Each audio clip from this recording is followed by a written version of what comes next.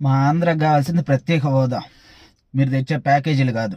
ఎందుకంటే మీరే చెప్పారు ఇన్ని లక్షల కోట్ల అప్పు ఉన్నాయని.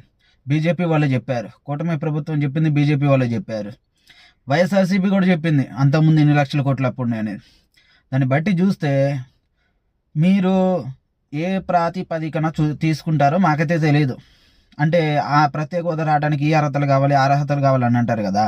వాటన్నిటికంటే భిన్నంగా మాకు కేంద్రం ప్రత్యేక హోదా ఇస్తానంది కాబట్టి ప్రత్యేక హోదా తీసుకురావాలి.